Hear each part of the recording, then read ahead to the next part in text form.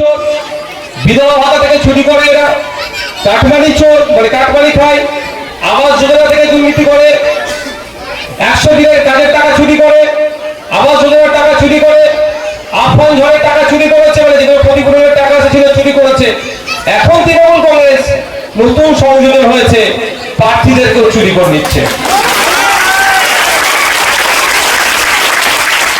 ভারতবর্ষের মধ্যে বিরল, ভারতবর্ষের ইতিহাসে দেখলে দেখা যাবে অন্তত নির্বাচিত জনপ্রতিনিধিকে চুরি করে নিয়ে পালাচ্ছে, অর্থাৎ কিডন্যাপ করছে। ওরা ভেবেছিল ওদের মমতা ব্যানার্জির মতো কারো পায়ে হাতে ধরে নেবে আমার বোন, যে আমাকে ছেড়ে দাও আমি তোমাদের ছাড় দিয়ে দেবো, সেটা তো নয়। ওদের ওই সায়নীর মতো সকালে এক সন্ধ্যা এক কথা বলার মতো ভেবেছিল আমার বোনটাকে, ধমকাবে চমকাবে। কিন্তু এই যে ইন্ডিয়ান সেকুলার ফ্রন্টকে বুক থেকে মেনে নিয়েছে, মন থেকে ধনঞ্জয় বাবুরা, ফজিরারা, এরা বুঝতে পারেনি। আজকে এখানে প্রতিবাদ সভাতে উপস্থিত হয়েছে। আপনাদের বলে রাখি, আমার বোনকে আমরা উদ্ধার করেছি। আমাদের জেলা প্রেসিডেন্ট এসে বসেছিলেন, 24 ঘন্টা টাইম দিয়েছিলেন। সাথে সাথে এটা বলে রাখি, জেলা প্রেসিডেন্ট হয়তো এটা বলেনি, আমি শুনিয়ে রাখি। আমি জেলা প্রেসিডেন্টকে বলেছিলাম সকাল অবধি অপেক্ষা করবো, না হলে নওশাদ সিদ্দিকী যাবে বাবুর মহলে। বলেছিলাম কে আপনার থানার আইসিওসি আছে তাকে বলে দিচ্ছি, এর জবাব আমরা এই কদিন দেখবো। যে যে সেকশন অ্যাড করা দরকার, আপনি দালালি করবেন, চাকরিদারিতা করবেন, যা ইচ্ছা করুন। আপনার নেত্রী নয়, রাজ্যের মুখ্যমন্ত্রীকে আমি বিধানসভায় জবাব নেব। আমি বলবো আপনি এখানে সেকশন কম দেবেন, 294 লোকের সামনে আপনার মুখ্যমন্ত্রী আমার মুখ্যমন্ত্রীকে বলবো আপনার কি অপদার্থ অফিসার রেখেছে যে সেকশন সে জানে না। অপমানটা কোথায় করতে হবে, কোথায় বললে এই জাহাঙ্গীর না কিনা, এই জাহাঙ্গীর বাবুর ঠিক জায়গায় টাইট করলে আপনি এখানকার চাটুকারী নেতার কথা শুনে সেকশন কমিয়ে দিচ্ছেন, দালালি করছেন।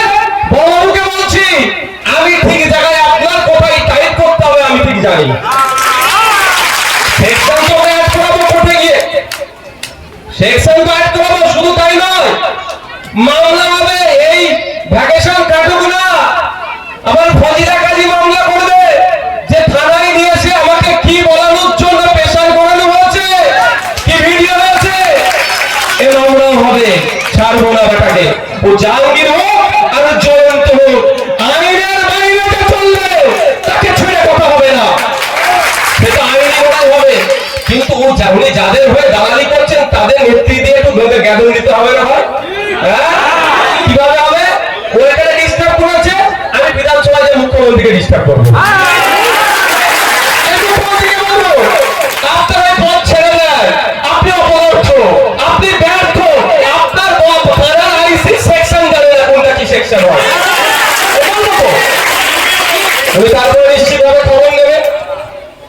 আর ভালো করে জানেন বিধানসভার মধ্যে বিধানসভার বাইরে নওশাদ সিদ্দিকী যেটা বলে সব কথা বলে ফেরা, নওশাদ সিদ্দিকীর কথা যেটা বলে নিশ্চিত কিছু কারণ আছে। আমি এরকম ভাবে বলবো 9 তারিখ থেকে অ্যাসেম্বলি শুরু হচ্ছে। জাহাঙ্গীর সাহেবকে বলছি কোন বাবা আছে বলবেন আমার কথাটাকে আটকাতে। আপনার কোন বাবা, আপনার কোন বাবার কথা শুনে সাহায্য ভুল সেকশন দিয়েছেন, জামিন যোগ্য সেকশন দিয়েছেন, একটা মহিলাকে বাড়ি থেকে তুলে নিয়ে যাচ্ছে, একটা শিশু শোনে তাকে টর্চার হচ্ছে, আপনি মনে করছেন কি পার পেয়ে যাবেন? আমি আপনাকে মনে করিয়ে দিতে চাই এই ভিডিওটি এবং সাথে সাথে যারা এই ধরনের অন্যায় করেছেন মাইকের আওয়াজ নিশ্চিতভাবে শুনতে পাচ্ছেন, তাদের বলে দিতে চাই 2019 সালের লোকসভা নির্বাচনে কংগ্রেসের একটা কর্মীকে ফোন করেছিল তৃণমূলের বেশ কিছু লোকেরা, ভেবেছিল তৃণমূলের হয়ে ফোন করেছি পার পেয়ে যাব, কিন্তু আইনি লড়াইয়ে 5 জনের যাবজ্জীবন হয়েছে। এটা মাথায় রাখবেন। আইনের চক্রে বললে কোনো মমতা ব্যানার্জি, কোনো শুভেন্দু অধিকারী, কোনো বাবা বাঁচাতে পারবে না। আর আপনি আমার বাড়িতে এসে আমার বাড়ির মেয়েকে তুলে নিয়ে চলে যাবেন, আমি ভাবছেন চুপ করে থাকবো নাকি? ষড়যন্ত্রতার রাজনীতি করি বলে এসে কিছু বলিনি তখন, এটা মাথায় রাখবেন। ষড়যন্ত্রতার রাজনীতি করি বলে, চুপ থাকি বলে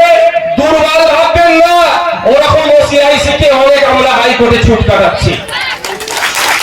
ভোলা থানার ওসি স্যারকে কি আইসি স্যার ওটা ভোলা থানার আইসি স্যারকে জিজ্ঞাসা করবে, ডেটের পর ডেট নিচ্ছে ঠিক কথা, 60 বছর কিন্তু ওই বাবুকে চাকরি করতে হবে। এখন কি করছে, খুব বেশি হলে কি করবে, ডেটের পরে ডেট নেবে, এর থেকে বেশি আর কিছু করতে পারবে না। কিন্তু গীতে রেখে দিয়েছি বড়শি দিয়ে। বিভিন্ন থানা ওসি আইসিদের জিজ্ঞাসা করবেন, যারা যে সমস্ত ওসি আইসিরা নিরপেক্ষতা বজায় রেখে কাজ করছে তাদেরকে আমরা দু হাতে স্যালুট দিই। দুর্ভাগ্য আমাদের, এত বড় ঘটনা ঘটে গেল, ভাঙচুর করলো, এসে মার্ডার করে দিবা, আমাদের ধনঞ্জয় বাবুকে মার্ডার করে দিবার চক্রান্ত করেছিল। ভাগ্যক্রমে সৃষ্টিকর্তা এর আয়ু রেখেছিল বলে ইনি প্রাণে বেঁচেছেন। তারপরেও এত বড় ঘটনা ঘটে গেল, কোনো ব্যবস্থা নেয়নি সেই মতো। ঠিক আছে, চাটুকারিতা করুন, এর জবাব আমি কোথা থেকে নিতে হবে এবং যে জায়গা থেকে নেব সেটা কি হবে, রেকর্ডেড হবে। এখানে বলছি কতজন শুনবে, আর রাজ্যের মুখ্যমন্ত্রীর কাছে আমি প্রশ্ন করবো, ভাই আমি ছাড়বো না, আমি ছাড়বো না। ফজিলা বোনের জন্য, এই দাদার জন্য আমি ছাড়বো না, ছাড়ার কোনো প্রশ্নই আসে না। আরো দু একজনের উপর আক্রমণ হয়েছে, বাড়ি ভাঙচুর হয়েছে, বাড়ি বন্ধ ভাঙচুর হয়েছে। এটা উত্তরপ্রদেশ নাকি, এটা অসম নাকি, এটা পশ্চিমবাংলা তো? এখানে একটা সংখ্যালঘু বাড়ির মহিলাকে রাত্রেবেলা তুলে নিয়ে চলে যাচ্ছে, একটা সংখ্যালঘু বাড়ির লোককে এসে মাথা। পিস নিউজ বাংলা, সত্যের পক্ষে, শান্তির পথে।